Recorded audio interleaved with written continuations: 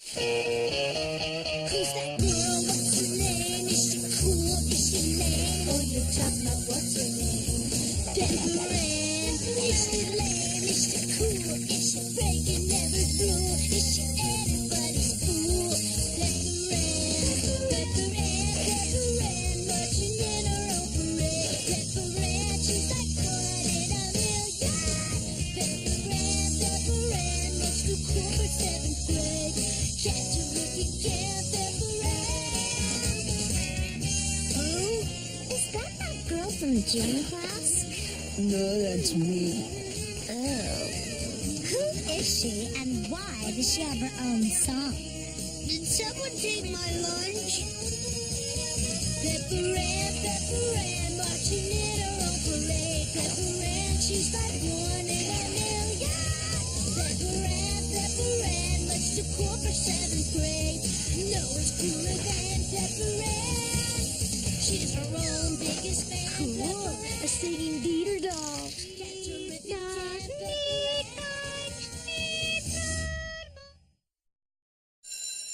Oh, Class A? History has a little score to settle, and you fresh prince and princesses are gonna slug it out in a mock trial. Mr. Finky, is that anything like a mock turtleneck? 'Cause they, make my neck itch? I have a note. No, sissy. A mock trial is a trial we act out in class. Ours is gonna be about the Boston Tea Party. Here's the sitch. The American revolutionaries dumped mucho tea into Boston Harbor to protest unfair taxes. In our trial, the tea company will sue the Americans for the cost of the lost tea. Who cares about a little tea? You should, Shaka Khan. The Boston Tea Party was one of the inciting incidents of the American Revolution. Without it, we may still be a British colony. That's my point. I mean, those revolutionaries founded an entire nation. If they had to sacrifice a few tea bags in the process, what's the big deal? Sounds like someone's volunteering to be the defense attorney for the Americans. Go, USA! Looks like Milo's got your back. Count me in, too. All I know is if that were my tea floating in that harbor, those revolutionaries would have a lot more than taxes to cry about. Jeepers creepers! We've got ourselves a prosecutor. You'll have to prove that the tea company deserves to be paid back for the dumped tea. As a committed student of our justice system, I submit my name for the role of judge. You're on, Your Honor. That's perfect, Nikki. With you in my pocket, I'm sure to... If you're expecting special treatment, you're way out of line, Missy. I'm a fair and impartial judge. We can be friends again after the trial. And so ends the case. Just because I'm a heavy sleeper doesn't mean you can steal my kidney. PA, shouldn't we be studying? Studying? Milo, this country wasn't founded by library geeks. It was founded by men and women of action, vigor, joie de vivre. Pappy, can you help me set up this new answering machine? And get off the couch? Relax, Milo. There's no way we can lose. Even if we do owe money, the jury's not going to make us pay. We're the Americans.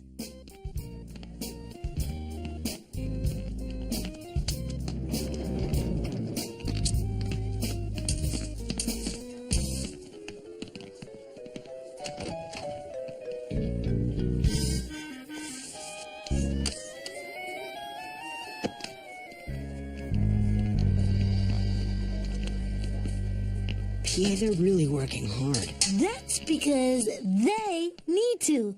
We don't need books or costumes or math. We have history on our side, and we're gonna make like Plymouth and rock. Today, a very special edition of the Hazelnut People's Court. This middle school history class has let our cameras into their mock trial for the case of the over-soaked tea bags. Let's meet the plaintiff. Trinket's team is representing the East India Tea Company. They claim the Americans owe their client big for the tea they dumped in that fateful harbor centuries ago. And here comes the defense. Pepperan and team are defending the American revolutionaries. Go America! All rise. Justice Nicky Little presiding. You've all been sworn in, and I've read your complaints. Plaintiff, please make your opening remarks. Ladies and gentlemen of the jury, today we present our case against the American revolutionaries. We intend to prove not only that these rapscallions dumped excessive tea, but that in doing so, they irrevocably ruined the image of tea in America, causing the East India Tea Company to lose billions of dollars in future revenues. I give you Exhibit A. And so, if not for the Boston Tea Party and the subsequent rise in coffee consumption, our country today would be dotted by thousands of trendy, grungy, artsy, overpriced tea houses. And that is Exhibit ZZZ, our 78th and last piece of evidence. PA, do we have any exhibits? Ladies and gentlemen of the jury, I give you the only exhibits the defense needs. Exhibits U, S, and A. Go America! Pearson, you are flirting with contempt of court. This is the plaintiff's day, so clam up, sit down, or ship out. Now I'd like to call a few witnesses. King George. As ruler of England and the colonies, you were greatly disturbed by the incident in Boston, were you not? I say, old chap, the Crown was jolly good to her colonies in America. We never expected to have our tea dumped so, old chap. Thank you, Your Majesty. Thank you, Your Majesty. I know this is difficult, but please tell us in your own words what happened that night. I was cleaning one of the cabins when they came on board. They took our tea, they dumped it overboard, and they said, "Ah!" For my last witness, I call Miss Lydia Pearson to the stand. Mom? Miss Pearson, you are the mother of the lead counsel for the defense, correct? Yes, that's correct. Oh, I'm so proud of my Peppy. It seems like just yesterday she was running around, but... That's sweet. Ms. Pearson, would you kindly dial your home number for the court? You have reached the Pearson residence. Please leave a message at the... Relax, Milo. There's no way we can lose. Even if we do owe money, the jury's not going to make us pay. We're the Americans. Quiet, Peppy. I'm trying to record a message. A blatant admission of guilt. The prosecution rests. Court adjourned. Tomorrow, 9 a.m., we hear the defense. Don't be late. So, who's up for Greasy and Cheesy? Cheer up, guys.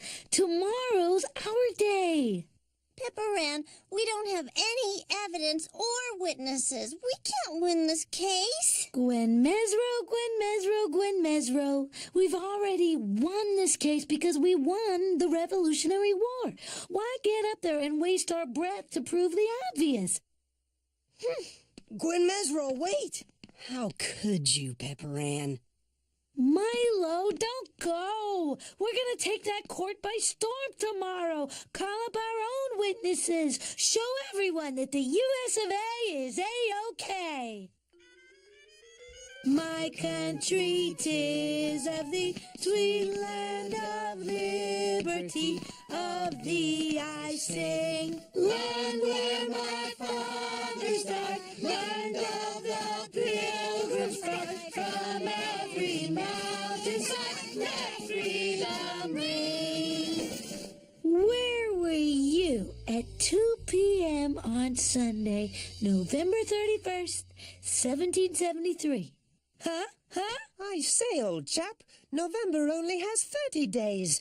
Old chap? No further questions. What are you gonna do? You gonna start blubbering again? Go cry in your shepherd's pie, you pasty tea drinking. Listen, did you just call the witness to the stand to badger her? Or do you actually have a question? Why me every time? Let's hear closing statements. Our case has been presented with reliance on truth and substance, not to mention panache and impeccable spin. I rest my case. Okay, this has gone far enough. Trinket may have thrown around some evidence, but the fact is, we are Americans. We don't drink tea, and we don't take any crud. So let's just tell it like it is. If you're not a Brit, you must acquit. If you're not a Brit, you must acquit.